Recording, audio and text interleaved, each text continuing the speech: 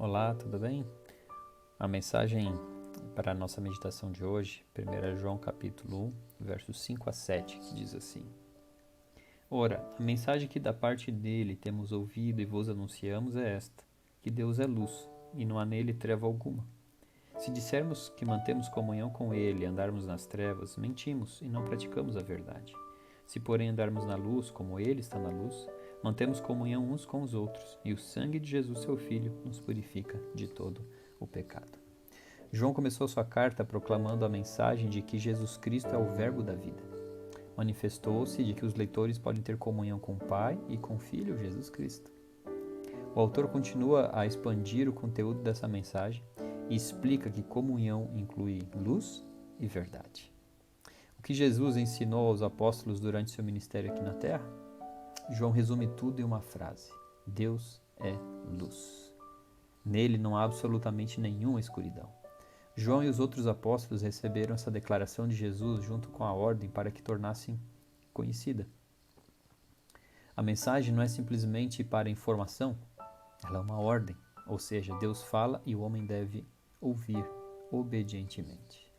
Deus é luz. João formula aqui declarações curtas que descrevem um pouco a natureza de Deus. Em outros lugares ele diz que Deus é espírito, que Deus é amor. Aqui no verso 5 ele revela a essência de Deus numa declaração breve de 3 palavras.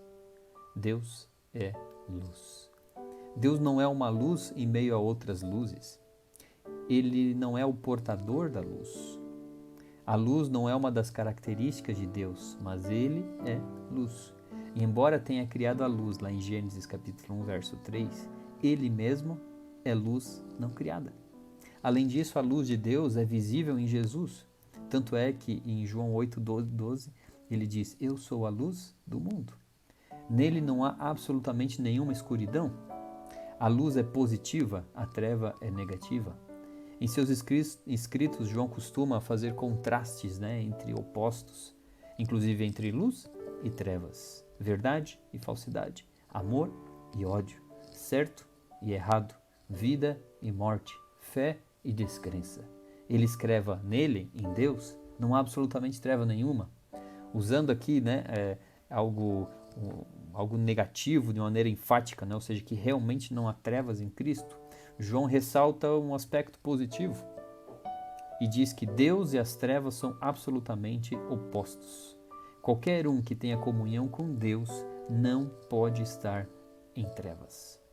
Ele está na luz, glória, verdade, santidade e pureza de Deus.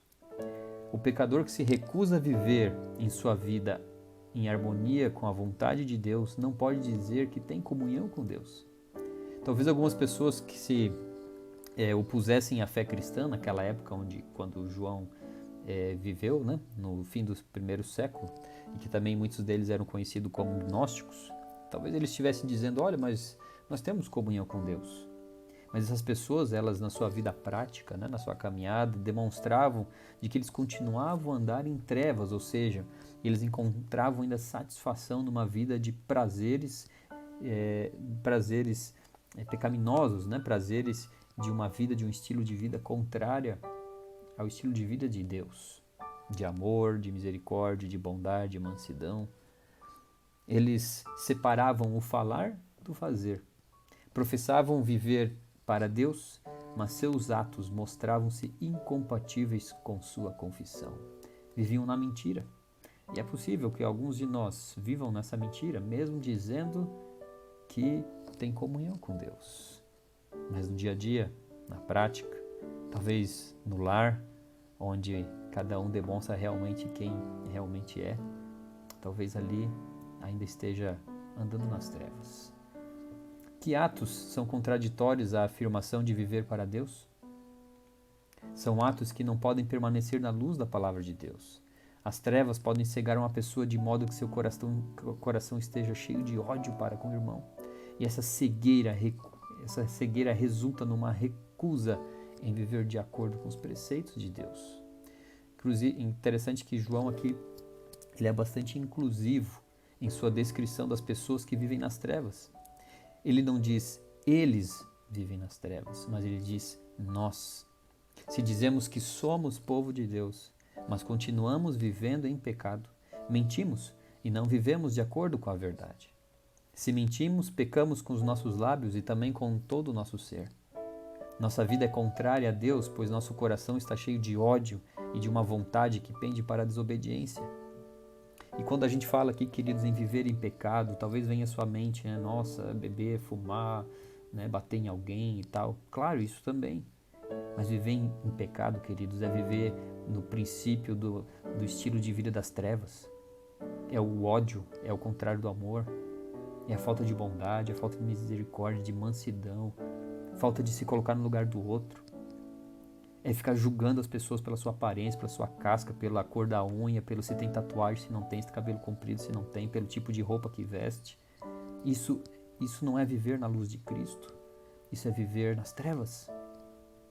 Sabe, queridos, o pecado, ele aliena o ser humano de Deus e de seu próximo. Ele perturba a vida e gera confusão. Ao invés de paz, há discórdia. Ao invés de harmonia, há desordem. E no lugar da comunhão, há inimizade. Contudo, quando temos comunhão com Deus, experimentamos a graça de Deus afastando as trevas e inundando-nos com a luz de Deus. Então, o que é característico de uma vida que está sempre na luz da verdade de Deus? Diz o texto, mas se andamos na luz como Ele é luz, temos comunhão uns com os outros. Andar na luz é um ato contínuo. Significa que vivemos no brilho da luz de Deus, de modo que refletimos virtudes e glória.